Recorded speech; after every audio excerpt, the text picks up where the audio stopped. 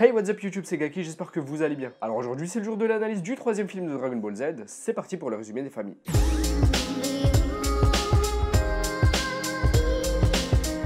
Dragon Ball Z, la super bataille décisive pour la Terre, de son titre japonais Chikyu Marugoto Choukesen, est le troisième film Dragon Ball Z. Sorti le 3 juillet 1990, il a également été réalisé par Daisuke Nishio dans la continuité du premier et du deuxième film de Dragon Ball Z. Le film commence avec Gohan, Bulma, Krillin et Oolong qui font un camping en pleine forêt quand une mystérieuse capsule arrive sur Terre et atterrit pas très loin d'eux et qui crée, lors de son impact, un incendie qui brûle la forêt où ils se trouvaient. Krillin et Gohan tentent tant bien que mal d'éteindre l'incendie mais ils n'y arrivent pas. Face à ce désastre, ils décident alors de partir à la recherche des Dragon Balls afin de recréer l'habitat des animaux qui n'ont plus d'endroit où vivre. Et je trouve que ça a été une très bonne idée d'illustrer la recherche des Dragon Balls pendant l'opening plutôt que pendant l'histoire, ça nous évite de perdre du temps pour nous focaliser sur l'intrigue. Entre temps, un dénommé Thalès qui semble connaître Goku sous son nom Saiyan de Kakaroto et qui semble être lui-même un Saiyan, se dirige vers la Terre avec son équipage. Ces derniers évoquent que le sol de la Terre est parfait pour faire pousser ce qu'ils appellent l'arbre de puissance. Suite à ça, Yamcha et Piccolo ressentent un ki maléfique près de leur position qui correspond au ki dégagé par les coéquipiers de ce Thalès qui ont implanté la graine de l'arbre de puissance dans le sol terrien. Après quoi, la graine se met directement à germer pour laisser place à un arbre géant qui ravage tout sur son passage et qui se nourrit de la vie de la planète qui l'abrite afin de produire ses fruits. Des fruits que seule une divinité est censée être autorisée à manger. Justement, Thalès a pour objectif de manger les fruits de l'arbre une fois qu'ils auront drainé l'énergie de la Terre. Ces fruits ont apparemment pour vertu d'accroître considérablement la puissance de celui qui les mange, son objectif étant, selon ses coéquipiers, de devenir l'empereur de l'univers aussi bien que même Freezer ne pourra pas le battre.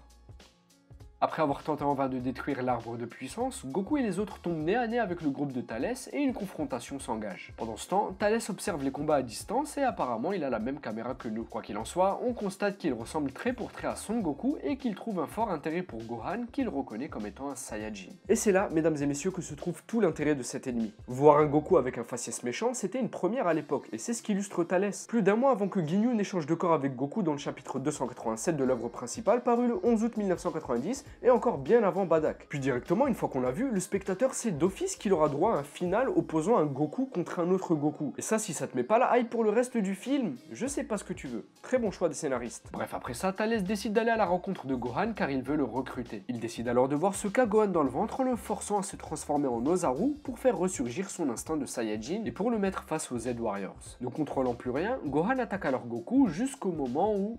C'est qui le mec qui nous dessine cette bouche dans tous les films? Heureusement, son petit dragon est venu le raisonner et Gohan se calme.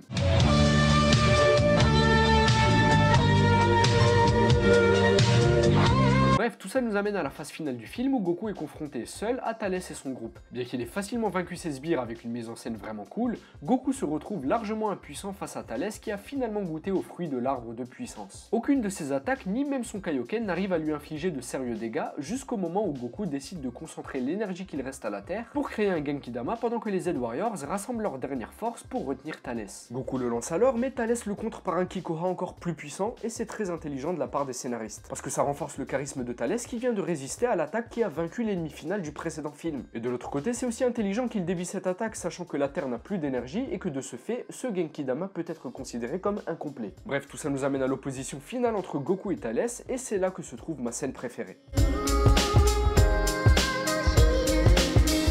L'action est juste magnifique. Goku s'en va rejoindre Thalès qui est en haut de l'arbre de puissance. Les deux se regardent et s'analysent car les deux savent que le premier qui dégaine aura gagné. Cette scène c'est réellement un western entre deux cow-boys Saiyajin, d'abord très calme, puis qui gagne une intensité folle en une fraction de seconde. Et là d'un coup, Goku nous sort un super Genkidama si puissant qu'il détruit le scooter de Thalès qui lui aussi lance une onde de choc mais qui n'est pas assez puissante pour faire face à l'attaque de Goku qui crée une énorme explosion et qui tue de manière éclair Thalès et qui détruit l'arbre de puissance. Le tout avec un OST dramatique, le même que celui qui a illustré la destruction de la planète Vegeta dans la série principale. Bref, vous l'aurez compris, on a là un très bon, un excellent final.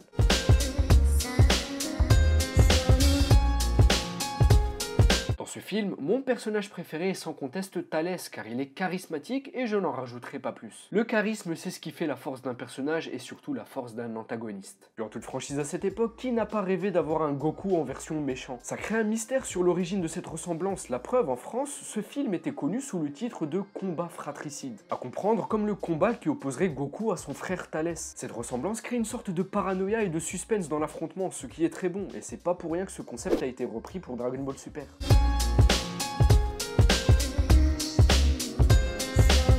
Et concernant ce film, ma réplique préférée ne peut être que celle-ci. Kakaroto, Saiyajin no tsurai ogoshime! 俺はカカロットじゃねえ、孫悟空だ。